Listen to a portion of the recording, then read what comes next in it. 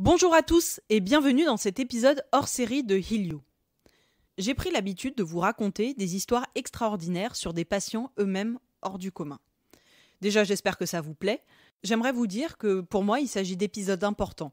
En effet, les prix Nobel de médecine ou les autres distinctions reviennent, et c'est bien normal, aux médecins qui découvrent les grands maux de notre temps.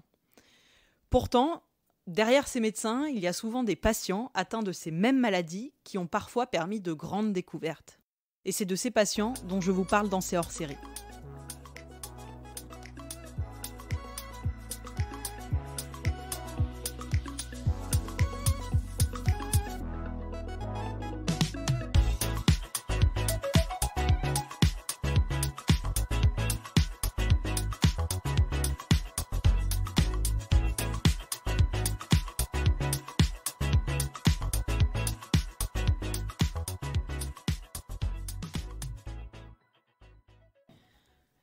Aujourd'hui, je vais vous raconter l'histoire d'une de ces patientes, Carol Jennings. Cette femme est toujours en vie aujourd'hui.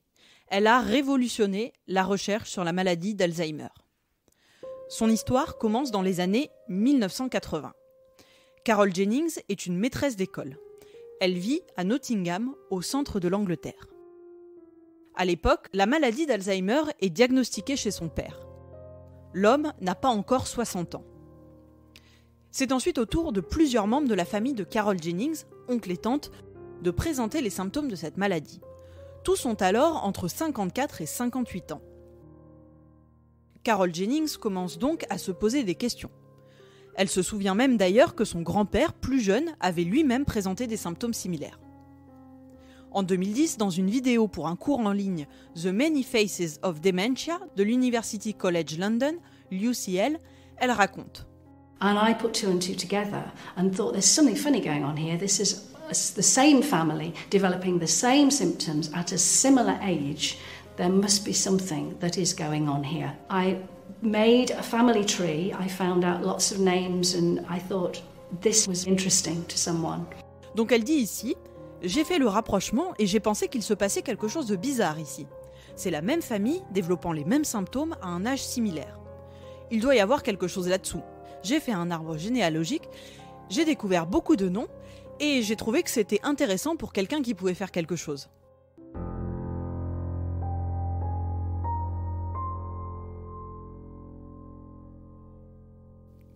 Au milieu des années 1980, elle contacte donc des équipes de chercheurs pour leur faire part de sa découverte. En 1986, elle prend contact avec John Hardy. Il est alors professeur à l'hôpital Sainte-Marie de Londres. Et justement, à l'époque, l'équipe du médecin cherche à faire des études génétiques sur la maladie d'Alzheimer. L'équipe rassemble alors toute la famille du côté paternel de Carol Jennings pour réaliser des examens cliniques et des tests sanguins. John Hardy s'exprime en 2018 sur la BBC. At that time, I think most people did not realize Alzheimer's disease could be genetic. Ce que dit ici le médecin, c'est: à l'époque, je pense que la plupart des gens ne réalisaient pas que la maladie d'Alzheimer pouvait être génétique. Et pourtant, en 1991, dans la prestigieuse revue Nature, l'équipe annonce sa découverte. La maladie affectant la famille de Carol Jennings et d'autres familles a été causée par un gène défectueux spécifique, le gène APP, situé sur le chromosome 21.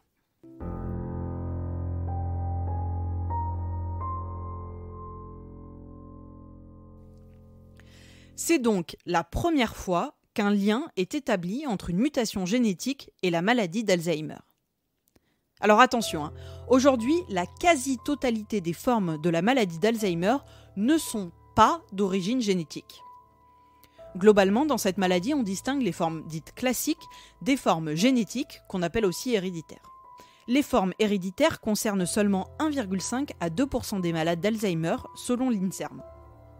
Et aujourd'hui, on a identifié des mutations génétiques rares sur plusieurs gènes qui sont responsables de cette maladie.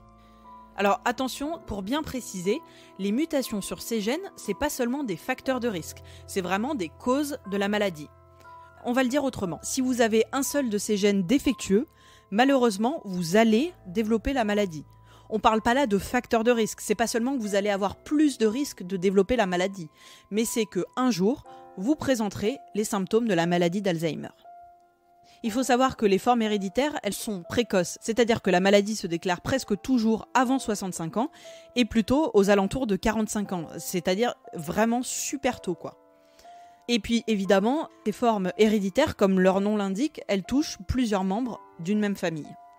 Alors attention, pas de panique, si vous avez un grand-oncle ou une grande-tante qui ont eu la maladie d'Alzheimer vers 75 ans, ça n'évoque pas du tout une forme héréditaire de la maladie.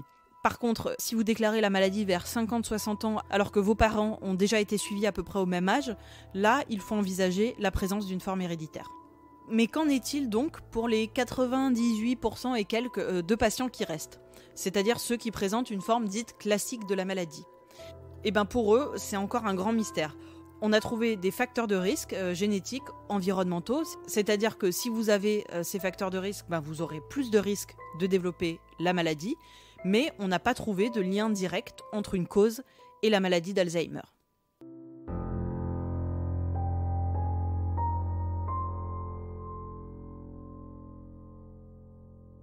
En 2012, la maladie d'Alzheimer a été diagnostiquée chez Carol Jennings à l'âge de 58 ans. Et malheureusement, aujourd'hui, il n'existe pas de traitement miracle contre la maladie d'Alzheimer, mais en tout cas, grâce à Carol Jennings, on comprend mieux les mécanismes de la maladie. D'ailleurs, si vous voulez en apprendre davantage sur Carol Jennings et sur la maladie d'Alzheimer, sachez que le cours en ligne dont je vous parlais tout à l'heure, The Many Faces of Dementia, est actuellement disponible. L'inscription est gratuite et les interventions sont extrêmement intéressantes. Je vais vous mettre le lien en description de ce podcast et n'hésitez pas à aller y jeter une oreille. Voilà, j'espère que cet épisode vous a plu. Je vous remercie de l'avoir écouté jusqu'au bout. La maladie d'Alzheimer, c'est vraiment un sujet super intéressant et j'espère pouvoir vous faire très vite un épisode un peu plus long à ce sujet. En attendant, n'hésitez pas à commenter cet épisode et à le partager sur vos réseaux. Et à très bientôt sur Podcut.